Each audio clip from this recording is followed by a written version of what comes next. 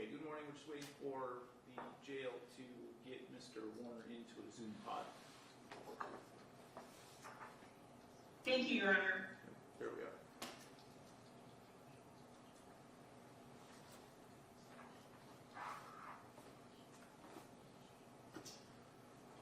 Okay, this is file 24-21841-FC, People of the State of Michigan versus Dale Warner. We are here today for hearings on several motions. We are proceeding today partially in person and partially by video conference. First, can I have the attorneys place their appearance on the record, beginning with Ms. Wise. Good morning, Your Honor. Jackie Wise on behalf of the people. Good morning, Your Honor. Mary Chartier on behalf of Dale Warner, who is participating via Zoom, as am I. All right, and as I indicated, we do have several motions today, one from the people and several from the defense. So let's start with the people's motion to compel discovery. Your Honor, I received a witness list from defense last Monday, and I did send a follow-up email requesting contact information from 3 people. And I know Ms. Chartier said she would get that to me, so I expect that to be coming. Other than that, I believe I have what I need from Ms. Chartier. Okay, so it sounds to me that you don't feel any further order at this point is necessary. Is that I would just ask Ms. Chartier to confirm that she is going to be sending me that contact information. I will definitely this week. So Ms. Wise requested the contact information to a paralegal. She emailed the paralegal who had emailed the witness list to her. Because of the holidays, she's been out. I have not had a chance to check her email yet today, just because the hearing started at 8 a.m., but I will. If I don't get it to Ms. Wise today, I should be getting it to her tomorrow. But I don't see any reason why I can't get the phone numbers to her today. Then I'm satisfied, Your Honor. okay? All right, that leaves us then with the defense motions. Ms. Chartier, I'll let you start wherever you would prefer. Thank you. So we filed 4. I won't be repetitive of what's in the brief. I'll just hit some of the highlights. So the first one is the motion for additional peremptory challenges. As this court is aware, there are 12 each that each side will get because this is a life offense. When courts have granted this in the past, while courts have the discretion to only give one side additional peremptories, if this court were inclined to give the defense additional peremptories, we certainly don't object if the government would seek more as well. The good cause here, which is required under the statute, quite frankly, is the significant media coverage as well as the significant community opinion that appears to exist to a large part to Mr. Warner's detriment. So I know when we brought the motion for a change of venue, we articulated that in the Justice for D page, there had been communications or posts about being a stealth juror, and that's still our concern. The concern is that people will say the right things in order to at least be able to be seated on the jury. And as this court knows, it's not only about what people say, but it's also about how people say it. So someone may say, well, yes, I have this opinion, but I can be fair and impartial. That's really not enough to be a seated juror in this case. And while that may not rise to the level of cause, depending on what the court's determination is, it certainly would indicate a need for a peremptory challenge to us. And obviously each juror is an individual, and we would certainly delve into what they have to say, what their thoughts and opinions are. But my concern is that people may say the right things to be seated, and then with only 12 peremptories, we cannot protect Mr. Warner's constitutional rights. Ms. White? Your Honor, this court, I believe, has set it up for approximately 700 potential jurors to be brought in and has allowed for individual juror questioning. I believe it's up to the parties in the court to determine, yes, while some jurors may say that they are able to be fair and impartial, I believe that further questioning will get us to whether they can actually be fair and impartial. And I believe the court has enough things in play to weed out those jurors. So I would ask the court to deny this motion at this time. Ms. Chartier, I'll give you an opportunity at rebuttal if you care for it. The only thing I would ask is if the court is inclined to deny the motion, I would ask the court to deny it without prejudice so that if the need comes up during jury selection, we can renew that request with the court. And I'll be frank, a lot of it depends on, some judges are much more strict with challenges for cause than others. And so a lot of it depends on where we land with that during jury selection. We've had additional peremptories before and we haven't had the need to use them because courts have been more liberal with challenges for cause and vice versa. So if the court is inclined to deny, I would just ask it to be without prejudice so we can renew. Thank you. Okay, it is clear that there has been a large amount of media and social media coverage and interest in this case. That has been the topic of prior hearings. In response to that, the court has called in a significantly larger number of jurors than it would normally call in, even for a capital case. I think that additional number of jurors, in my mind, supports the increase in peremptory challenges. I do think there's a concern here that, first, that we're likely to excuse a large number of jurors for cause, but there has been some indication that there are some people who may be interested in trying to get on the jury when they shouldn't be there. That social media post has previously been provided to the court, and I think we need to take that concern seriously. I do think that supports a finding of good cause to increase the number of peremptory challenges in this case. And as I said, I'm more comfortable doing that given that we have a significantly larger normal number of jurors that will be in the pool. So at this point, I would grant that motion and increase the number of peremptory challenges for each side to 18 from the 12 that they would normally get, so a 50% increase in the number of peremptory challenges. Thank you, Your Honor. All right, which motion would you like to address next? The jail calls, please.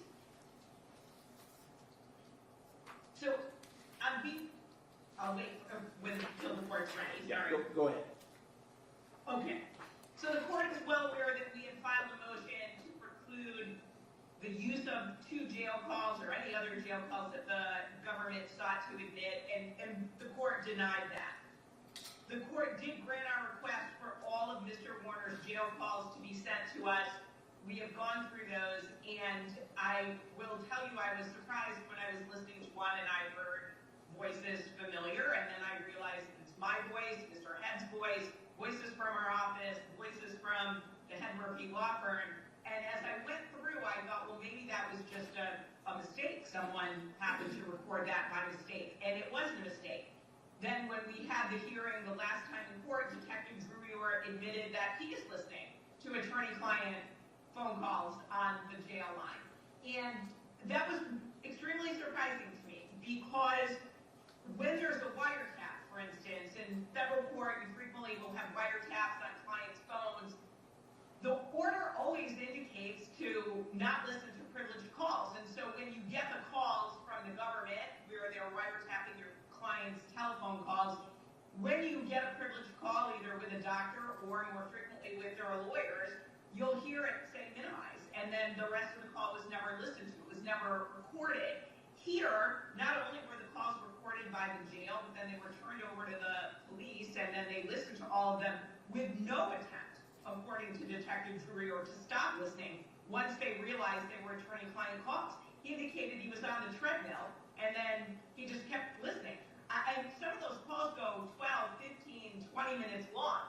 It was shocking to me how nonchalant he was about listening to attorney-client communications between Mr. Warner and myself and the Head Murphy law firm. He's working out. It's not like he's bedridden. He could have jumped off the treadmill and moved on to the next call. He chose not to do that.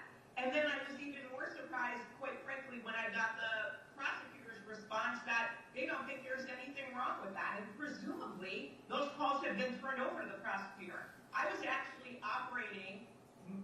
probably mistakenly under the assumption that those calls were not turned over to the prosecutor, but based on your response, they very well may be. So for the number of years, essentially, or certainly significant number of months that Mr. Warner has been locked up, people have been listening to his attorney-client calls. I mean, it has an unbelievable chilling effect. Mr. Warner called our office. Honestly, I said, tell him I'm not going to take the call. I'll visit with him instead. But then I'm quite frankly concerned about if I do a video visit with him, are they now recording that and turning that over? If I meet with him in person, is someone flipping a switch and listening to the communication? The lack of concern for respecting privilege is quite frankly chilling. But what's even more concerning is the prosecutor just going along with that. If the jail records the calls, I don't think they should. But regardless of that, even if they do, once the police know that they are listening to an attorney-client call, they should stop listening, not just double down, listen to it, and proudly state on the stand that they are listening to it. I struggled with, quite frankly, what's the remedy here? I've never had this happen in all my years. I do know colleagues around the country who've had this happen, but I always thought, well, that's such an anomaly. I can't imagine anyone in Michigan who I've ever worked with doing that. Well, now I certainly can imagine that because it's happened to Mr. Warner. What is the remedy here? I mean, the remedy, at a minimum, is an order saying stop listening to Mr. Warner's attorney-client calls. But does that go far enough? I leave it to the court's discretion. I mean, remedies can range from dismissal of the charges to sanctions to jury instructions. The damage, though, is done here. So it's so difficult to fashion a remedy to talk about you should never have been listening to his attorney-client calls from the beginning, which is such a basic concept that, quite frankly, I was shocked they had to file a motion, and then I was shocked at the response that I received. Ms. Wise?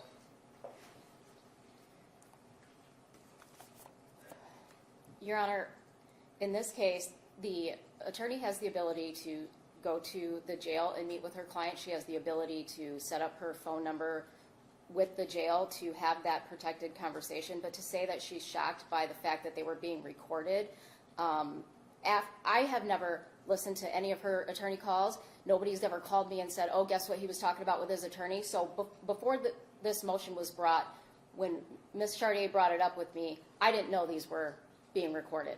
However, after I got this motion and researched this, I went back and listened for numbers that I didn't recognize. One of the calls, all of the calls say, this is a free call from Dale, an inmate at the Lenawee County Jail. To accept this call, press 0. To refuse the call, hang up or press 1. This call is from a correction facility and is subject to monitoring and recording. Thank you for using GTL. On one of those calls with the number I didn't recognize, as soon as the called party answered, Ms. Chartier responds, Dale, hi. So to say she had no notice that those calls were being recorded is without merit, Your Honor. And the case law is very specific that this is not a confidential communication when they waive the privilege based on that message that was on the phone.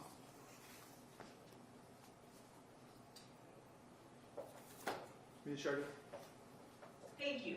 So I spoke to Mr. Warner. He indicates that there is not an option for him at the jail to segregate out attorney-client privilege calls. Yes, it says the call is recorded. Obviously, now Ms. Weiss has listened to my calls if she knows I say, hi, Dale, on it. Whether the jail records the call for security purposes, which the court has already deemed that they can, but then the police and prosecutor listen to those calls are two separate things. There is no security interest for the police to listen to Dale Warner's calls with his lawyers. And I would ask, at a minimum, for an order telling them to stop doing it. Yes, we can go visit our client in jail, but they also have phones for a reason. And the hours where we can visit our client are restricted because of what the jail has to accomplish. No one is complaining about that. Jails have restricted hours all the time. But sometimes you need to communicate with your client via phone. And the fact that the government thinks that the police can listen to it at will is extremely concerning.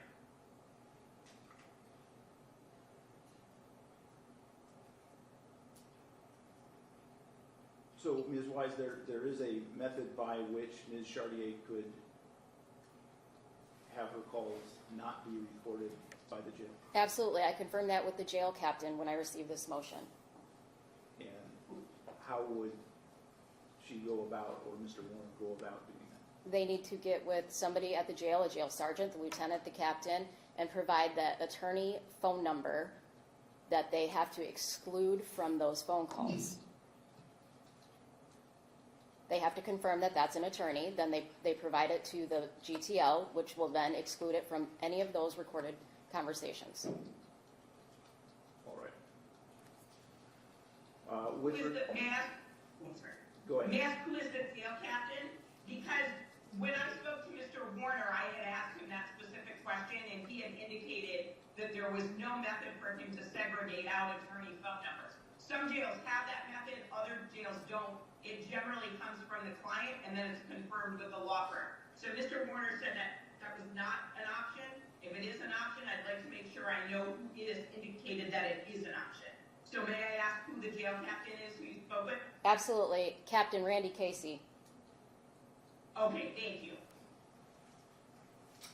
All right. With respect to any request for a remedy for having listened to calls up until today, I think that the case law is clear and that it supports Ms. Wise's position. The people have cited to an unpublished case of People versus Miller. I do recognize that it is unpublished and therefore it's not precedentially binding on this court. However, I do find the logic in that case to be sound and compelling. I think it appropriately states the law, and it is based on People versus Compo, which is a published case by the Michigan Court of Appeals, which sets forth the same principle in a slightly different context, and that is that where a person knows that other people are listening to a conversation, they have waived the attorney-client privilege, and I think that is what has happened here.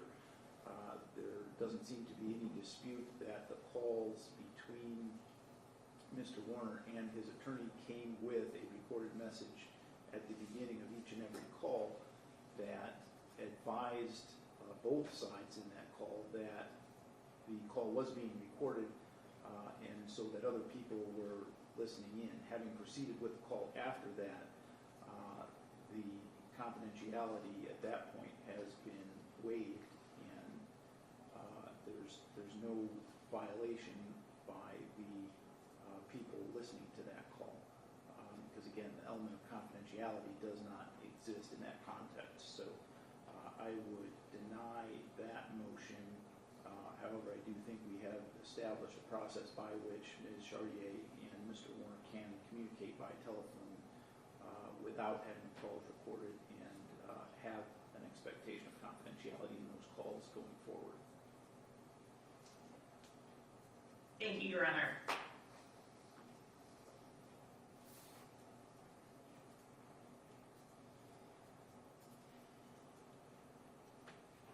Okay, and which motion would you like to move to next? The Dauber motion on Michelle Konski, who is the paint analyst. All right, go ahead. Thank you. This court is well aware, I believe, of the standard required by Dauber. So essentially, the testimony of the proposed expert witness must be relevant. It also must be scientifically valid. And in Craig versus Oakwood Hospital from the Michigan Supreme Court, there has to be a general acknowledgement of the legitimacy of the testing. The testing has to be grounded in scientific principles and methodologies, and the validity of the testing cannot be based on a subjective belief or unsupported speculation. And essentially, it has to be reliable. The burden of proof rests on the government to prove that it is admissible, and the expert, through the government, has to establish the reliability of the principles and methods to draw a conclusion regarding the particular matter to which the expert testimony was directly relevant. In Gilbert, which is another Michigan Supreme Court case, the court laid out 4 separate criteria, and we have none of it in this case. The data underlying the expert's testimony must be substantial and trustworthy. We don't know that in this paint analysis. The manner in which the expert interprets and extrapolates from the data is reasonable and sound. We don't know that. The opinions based on the data express conclusions reached through reliable principles and methodologies. We don't know that. And the expert is qualified to provide opinions that are within the scope of the individual's expertise. We don't know that. We don't even know what her credentials are to examine pain.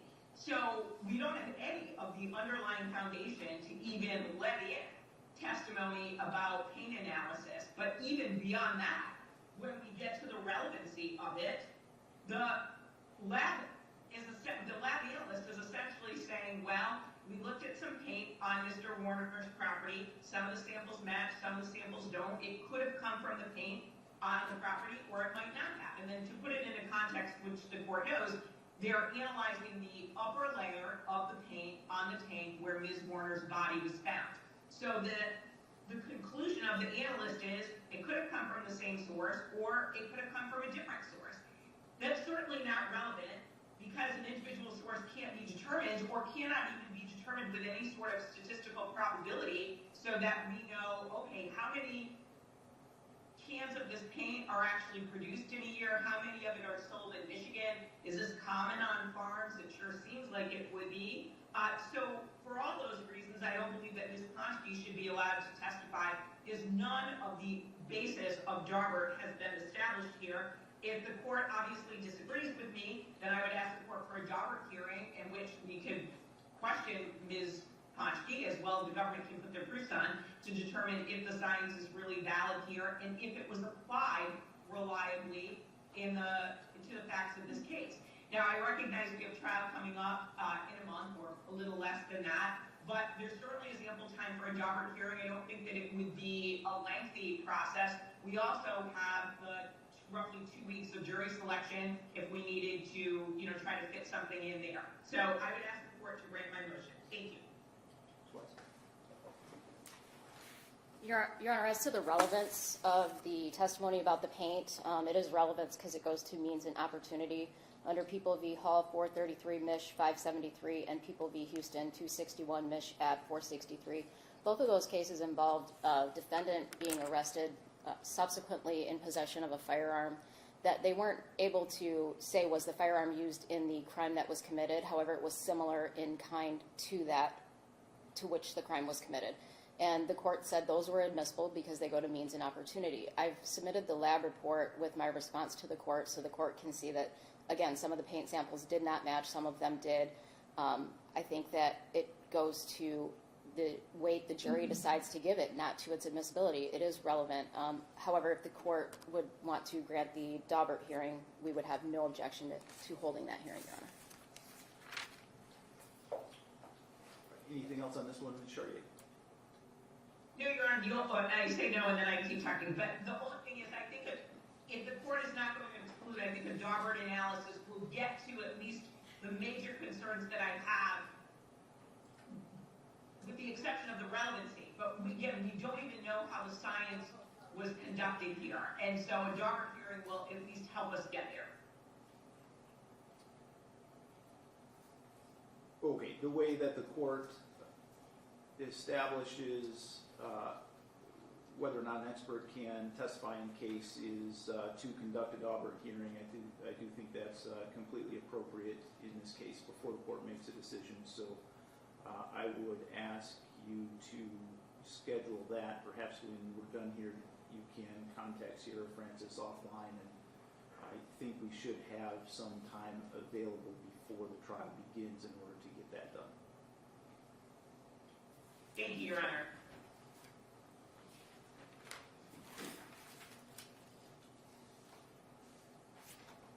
Okay, I think that leaves only the motion for a spoliation instruction. Thank you, Your Honor. I would ask for that instruction to be given based on the testimony of both Detective Brewer and retired Detective Singleton that text messages were destroyed. We know that they did not record every aspect of interviews. We know that they didn't necessarily record even some interviews or conversations they've had with people or even log it down. When I was questioning both Detective Brewer and Detective Singleton, their response was, well, we didn't preserve text messages, but we don't know how they got deleted recordings are deleted a year after they're on the phone, whatever it may be. That seemed questionable to me, but that was their testimony. But then we received typed text messages from the government that Greg Hardy had purportedly given to them. So essentially, rather than taking screenshots of his phone or rather than turning his phone over so that there could be a download, he typed messages during a particular time frame. Not all the messages on his phone, but just the ones during the time frame that he believed that Detective Drew sent his messages over. When we compared the messages side by side, it was clear that the destruction wasn't based on some policy or procedure that Detective Drew was unaware of. Because there are 3 messages that Greg Hardy turned over that he typed. So purportedly they are real messages that Detective Drew did not turn over. But the other one that is significant is Detective Drew had turned over a screenshot of a message exchange between himself and Mr. Hardy. But when Mr. Hardy typed up that same exchange, there were sentences missing. And this would be within the 1-year time frame. So there's literally no reason why that aspect of the message wouldn't have been turned over other than Detective Drew decided he didn't want to turn it over. He either deleted it from his phone or he just chose not to turn it over. That is bad faith 100%. There is no other way to frame that. It is an intentional withholding of evidence from the defense. And the government's notion through the police seems to be, well, we determine what's of evidentiary value. And so if we don't think it's of evidentiary value, we can destroy it. We can delete it. It doesn't matter. But it's the defense's right to see evidence. It's the defense's right to determine if evidence is valid or not valid. And we cited a quote in there from Jenks versus the United States, from the United States Supreme Court, which aptly articulates our position on this. Because only the defense is adequately equipped to determine the effective use for purposes of discrediting the government's witness and thereby furthering the accused defense. The defense must initially be entitled to see the discovery requested to determine what use may be made of that. Justice requires no less. So it is not for Detective Drew to determine, well, these messages don't matter, I'm going to delete them. These messages don't matter, I'm not going to turn them over. He has a job, he's sworn an oath, to turn over evidence. And it's not just his determination of what has evidentiary value. And we know from the messages that were turned over that they do have evidentiary value to the defense. So I would ask for an instruction to be given to the jury because we cannot argue that the messages were exculpatory that haven't been turned over because we haven't seen them, because they have been destroyed. But we do know that they were intentionally destroyed. And so in that case, we don't have to show bad faith, or excuse me, it is not a matter of good or bad faith, which it is with exculpatory evidence. Here, we have to show bad faith, and I believe that we have by the intentional destruction and by the intentional destruction in omission in this 1-year time period where Greg Hardy has proven that Detective Drew did not turn over everything that was on his phone. Thank you.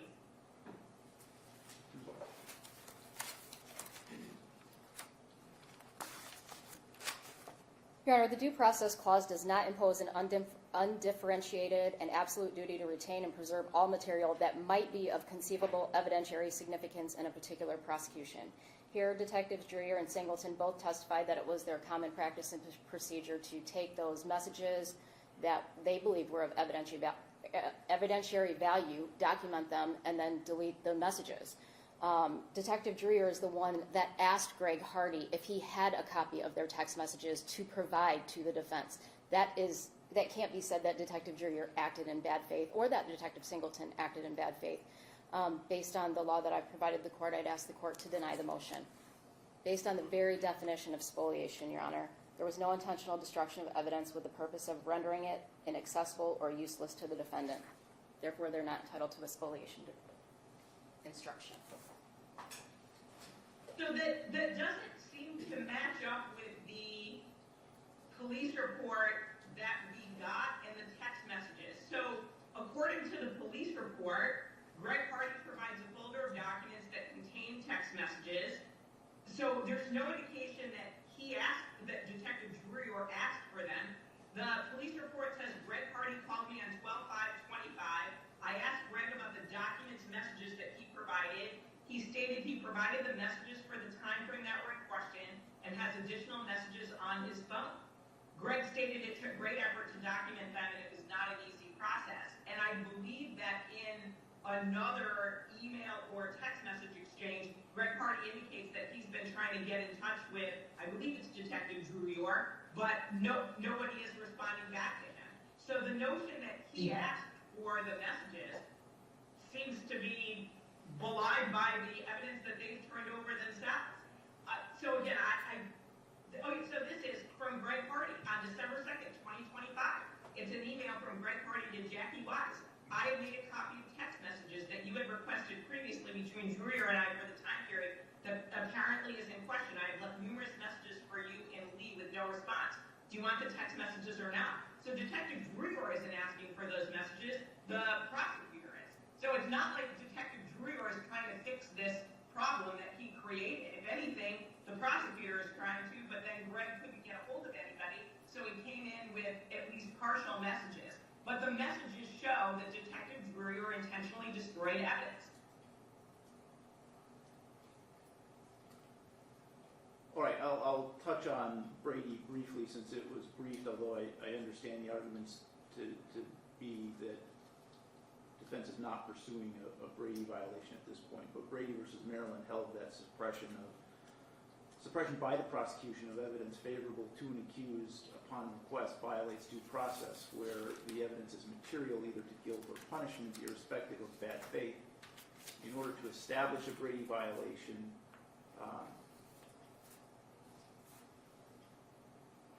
evidence is favorable to the accused when it is either exculpatory or impeaching. In this case, there isn't any evidence that the deleted text messages were either exculpatory or impeaching, and therefore the defense cannot establish a Brady violation.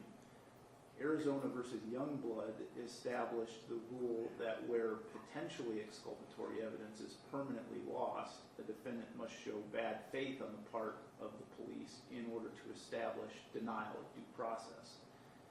The United States Supreme Court in Youngblood indicated an unwillingness to read the fundamental fairness requirement of the Due Process Clause as imposing on the police an undifferentiated and absolute duty to retain and preserve all material that might be of conceivable evidentiary significance in a particular prosecution. Rather, the Supreme Court stated, we think that requiring a defendant to show bad faith on the part of the police limits the extent of the police's obligation, both limits the extent of the police's obligation to preserve evidence to reasonable bounds and confines it to cases where the interests of justice require it, i.e. those cases in which the police themselves, by their conduct, indicate that evidence could form a basis for exonerating the defendant. The evidence before the court at this point is that certain text messages between detectives and witnesses were deleted. The officers both testified that they preserved anything that they determined to be of evidentiary value and did not preserve other texts that dealt with things like logistical issues and setting up meetings. They both testified that this was consistent with their training and experience. For example, the deleted text messages referenced in Mr. Warner's motion dealt with contacting the medical examiner's office regarding an update. This appears to be exactly the type of communication that the Youngblood court was referring to in not imposing an undifferentiated and absolute duty to retain and preserve all material that might be of conceivable evidentiary significance. I don't think it's been established here that the deleted text messages are even potentially exculpatory, as both detectives testified that they preserved everything that they believed had any evidentiary value. And there's been no indication that the police, by their conduct, have indicated that the evidence could form a basis for exoneration. Assuming arguendo that the evidence is potentially exculpatory, because some can take a broader view that we can't possibly know what we don't know or what the evidence is. it has not been established that the police acted in bad faith in deleting the text messages. The only evidence that they acted consistent with their training and experience and exercising discretion to preserve the items which they believed had some evidentiary value and not preserving the items which they did not believe had any evidentiary value. And so I don't think that there has been a Youngblood violation either, and so I would deny the motion for the spoliation instruction. Thank you, Your Honor. I believe that's all the motions that we had on the docket for today, unless I've missed some. No, there are only two other items, if I may briefly address them.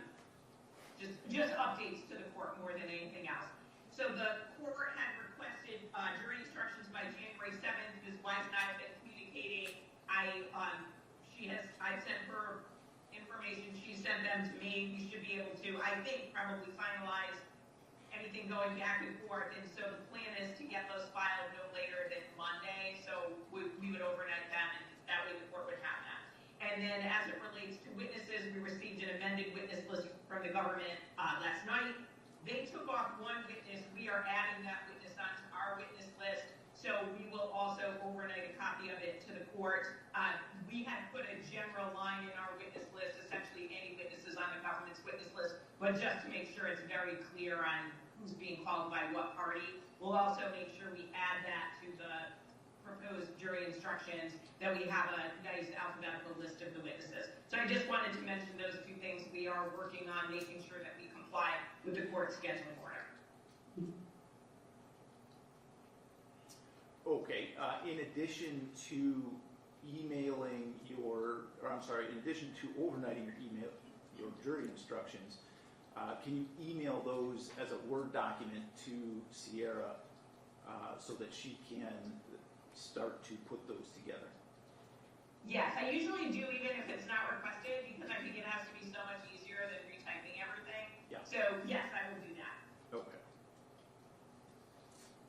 All right. Anything else that we need to address, Ms. Wise? No, Your Honor. Okay. I do owe you decisions on two motions that the court previously heard and took under advisement.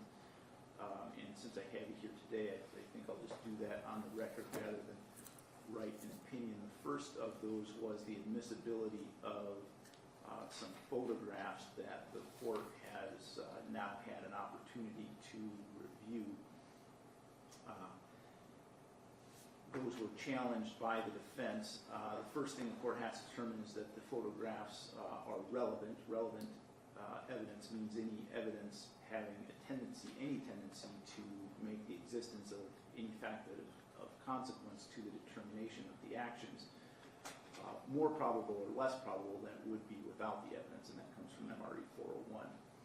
The first thing the court has to determine is the materiality of the proposed evidence. In other words, whether the evidence was of consequence to the determination of the action. Materiality does not mean that the evidence must be directed at an element of the crime or an applicable offense, but it must at least be in issue in the context of the case. In a criminal case, all elements of an offense are in issue when a defendant enters a plea of not guilty, which is the case here. The prosecution, therefore, has the burden of proving every element of the crime beyond a reasonable doubt, regardless of whether the defendant specifically disputes or offers to stipulate to any of those elements. The claim that evidence goes to an undisputed point is inadmissible has also been rejected in criminal cases. For example, People v. Mills, 450 Michigan 61, People v. Neaton, 264 Mich. 134, and People v. McPherson, 323 Mich. 438. Mr. Warner, in this case, is charged with open murder and knowingly and intentionally removing, altering, concealing, destroying, or otherwise tampering with evidence. Photograph 1 in this case shows what the body looked like upon arrival to the medical examiner. It was covered in a white bag or tarp that must have been placed there by law enforcement because it does not appear in the earlier photos when the body was initially discovered. For that reason, I don't think that photograph 1 bears on any fact that is an issue in this matter, and I don't find that photograph 1 is relevant, so I would exclude that one. Photographs 19, 20A, 20B, 2A, and 2B all depict Ms. Warner's body wrapped in a blue tarp as it was discovered and then removed from the tank. 20A and 20B are photos taken at the scene. 2A and 2B are photos taken at the medical examiner's office. Those photos all contain essentially the same information. They depict the state of Ms. Warner's body as it was found. I think these photos speak directly to whether her body, which is evidence in this case, was concealed, altered, or otherwise tampered with, which is an element of the tampering charge. Photographs 3, 4, 5, 6, and 7 depict the state of Ms. Warner's body upon being unwrapped from the blue tarp. They depict additional tape around portions of her body. These again speak directly to whether the body was concealed, altered, or otherwise tampered with, which is an element of the tampering charge. Photographs 8 through 17 depict the injuries that Ms. Warner suffered. That information speaks to the cause of death and to intent, which are both elements of the open murder charge. Therefore, I find those photographs to be material to this case. I'm going to hold off on photograph 18 because I have some additional questions about that. Next, the court has to determine the probative force of the evidence, whether the evidence makes a fact of consequence more or less probable than it would be without the evidence. Any tendency is sufficient probative force. As I've stated, the people must prove beyond a reasonable doubt that Mr. Warner caused the death of Ms. Warner and that Mr. Warner intended to kill Ms. Warner. These pictures, the pictures of her injuries, make it more probable that Ms. Warner was intentionally killed, and so I do think those photos have probative value. People must also prove that Mr. Warner removed, altered, concealed, destroyed, or otherwise tampered with evidence, and as I've said, Ms. Warner's body is evidence in this case. The pictures of where the body was located and the condition upon being found make it more probable that her body was removed, altered, concealed, or otherwise tampered with. And so I do find that the photographs have probative force. In determining that the photographs are relevant under 401, after determining that the photographs are relevant under 401, the next question is whether the evidence must be excluded under 403. Under MRE 403, relevant evidence can be excluded if its probative value is substantially outweighed by the danger of unfair prejudice, confusion of issues, misleading the jury, or by considerations of undue delay, waste of time, or needless presentation of cumulative evidence. All evidence offered by the parties is prejudicial to some extent, but the fear of prejudice does not generally render evidence inadmissible. It's only when that probative value is substantially outweighed by the danger of unfair prejudice that evidence should be excluded. Photographs are not excludable simply because a witness can orally testify about the information contained in the photographs. Photographs may also be used to corroborate a witness's testimony. Finally, gruesomeness alone need not cause exclusion. Photographs that are merely calculated to arouse the sympathies or prejudices of the jury are properly excluded, particularly if they are not substantially necessary or instructive to show material facts or conditions. If photographs which disclose the gruesome aspects of an accident or a crime are not pertinent, relevant, competent, or material on any issue, in the case and serve the purpose solely of inflaming the minds of the jurors and prejudicing them against the accused, then they should not be admitted. However, if photographs are otherwise admissible for a proper purpose, they are not rendered inadmissible merely because they bring vividly to the jurors the details of a gruesome or shocking accident or crime, even though they may tend to arouse the passion or prejudice of the jurors. Generally, also, the fact that a photograph is more effective than an oral description and to the extent calculated to excite passion and prejudice does not render it inadmissible in evidence. And that comes from People versus Eddington 387, Mich. 551. The photographs at issue in this case clearly show some gruesome aspects of the crime. They are, however, pertinent, relevant, competent, and material in that they directly address elements of the alleged crimes in this case. This is a proper purpose that goes beyond simply inflaming the minds of the jurors. The photographs have significant probative value that bears directly on elements of the alleged crimes. That significant probative value, I don't believe, is outweighed by a danger of unfair prejudice in this case.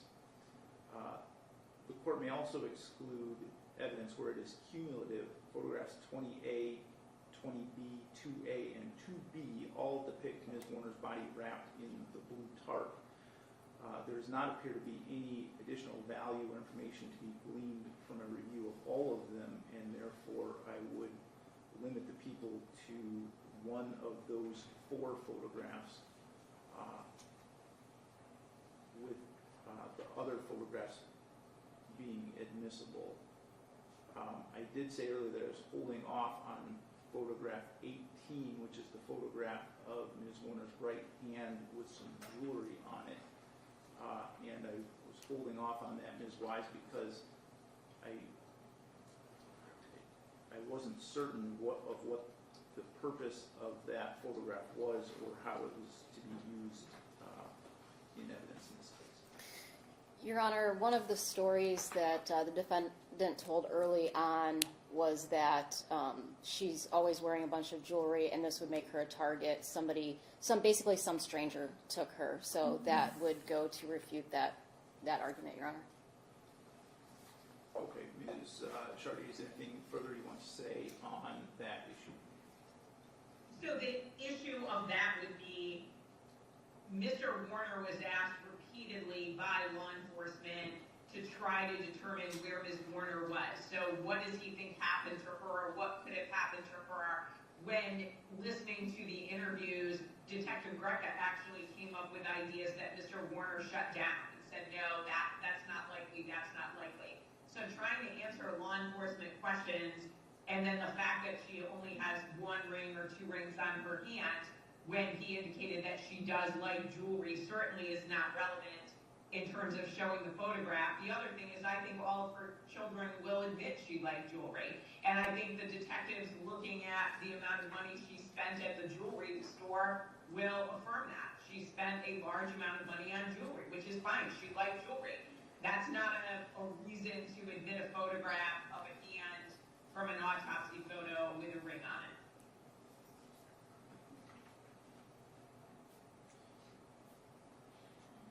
What I'm going to do is hold off on making a ruling on that and wait to see how the evidence comes in at trial to be able to make a determination on whether or not there's relevance there. Thank you. May I just confirm, so number 1 is excluded, 18 the court is holding off to determine what the testimony is, and then the government has to pick 1 photograph of 20A, 20B, 2A, and 2B? That is correct. Okay, terrific. Thank you. Okay, and then the last issue was some statements about the purchase and use of a lake home and the admissibility of those statements. Under MRE 8033, which is the then existing mental, emotional, or physical condition exception to the hearsay rule, rule allows a statement of the declarant's then existing state of mind or emotional, sensory, or physical conditions such as intent, plan, motive, design, mental feeling, pain, or bodily health.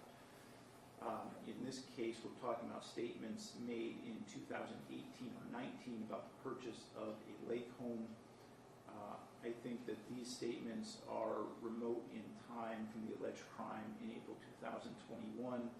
While they do speak to Ms. Warner's plan to use the lake home as a safe house when the Warners had a fight, this was a plan that she had 2 to 3 years before the alleged crime. Her plans during that time, I don't think have significant relevance to the allegations in this case. Even if there is some relevance, I think that that relevance would be outweighed by the danger of unfair prejudice to the defendant, that the jury may consider it more as character evidence that since he behaved in a way that made her leave the home in 2018 or 2019, then he must have behaved in a similar or violent fashion in 2021. So I would exclude those statements from 2018 and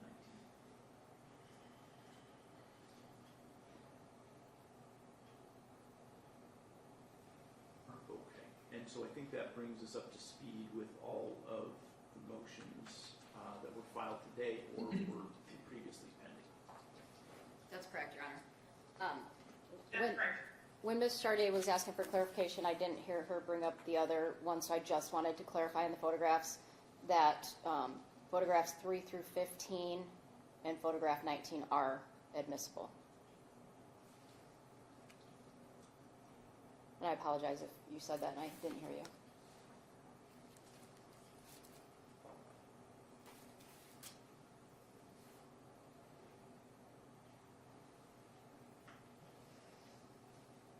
Okay, so I had 3 through 17 being admissible, 1 of 19, 20A, 20B, 2A, and 2B,